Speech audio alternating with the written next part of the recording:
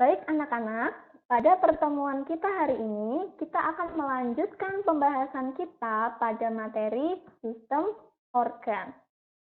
Namun sebelum itu, coba kalian perhatikan gambar berikut ini. Ya, di sini bisa kalian lihat ada sebuah gambar sepeda. Namun, saya ingin kalian fokus ke bagian rantai sepeda ini.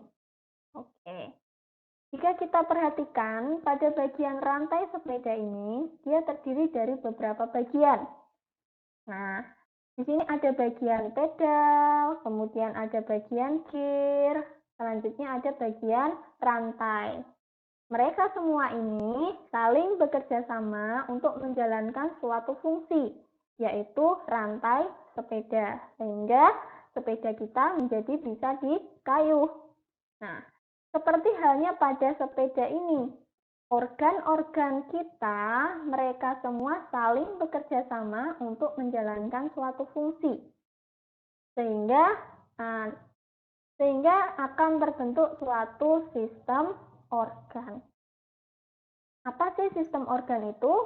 Jadi sistem organ di sini adalah kumpulan organ yang melakukan fungsi yang sama. Ya, jadi syaratnya di sini mereka harus menjalankan fungsi yang sama.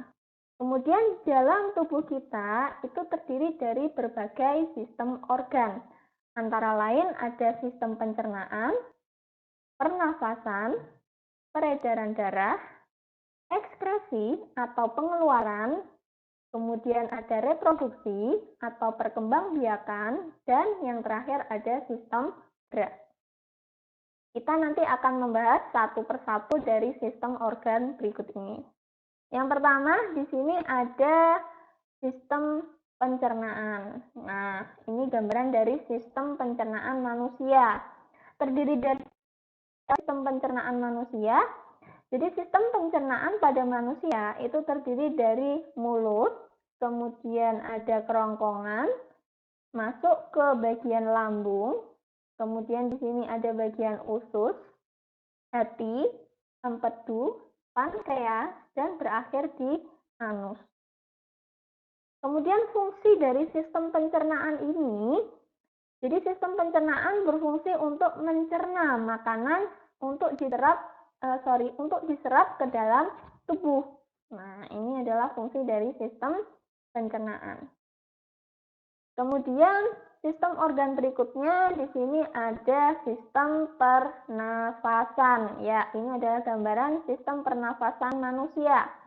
Sistem pernafasan pada manusia itu terdiri dari hidung, kemudian faring dan laring, ada bagian trakea, dan sepasang paru-paru. Sistem pernafasan ini berfungsi untuk memperoleh oksigen, jadi oksigen bisa masuk ke dalam tubuh, kemudian mengeluarkan karbon dioksida. Sistem organ yang berikutnya ada sistem peredaran darah. Nah, ini adalah gambaran dari sistem peredaran manusia. Untuk sistem peredaran darah, di sini terdiri dari organ jantung, kemudian ada pembuluh darah yang tersebar ke seluruh tubuh, ya, ini gambaran dari pembuluh darah. Kemudian ada pembuluh dan kelenjar limfa. Secara garis besar, sistem peredaran darah di sini dia berfungsi untuk mengangkut oksigen, kemudian sari-sari makanan, dan hasil metabolisme yang dibutuhkan oleh tubuh. Nah, itu semua nanti disebarkan ke seluruh tubuh oleh sistem peredaran darah. Sistem organ yang berikutnya, di sini ada sistem ekskresi atau pengeluaran. Apa yang dikeluarkan oleh tubuh yaitu zat-zat hasil metabolisme yang sudah tidak berguna. Nah, ini disebut dengan sistem ekskresi atau pengeluaran. Sistem ekskresi ini sebetulnya terdiri dari kulit, kemudian di sini ada gambar ginjal, kemudian ada hati, dan paru-paru. Nah, seperti yang sudah saya jelaskan tadi, fungsi dari sistem ekskresi yaitu mengeluarkan hasil metabolisme yang sudah tidak berguna dari tubuh. Kemudian sistem organ yang berikutnya ada sistem reproduksi atau perkembangbiakan.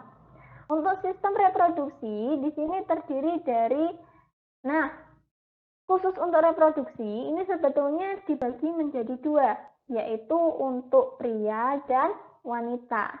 Tapi di sini saya akan menjelaskan secara umum ya, karena nanti untuk lebih jelas pada sistem reproduksi ini akan kalian pelajari pada kelas berikutnya.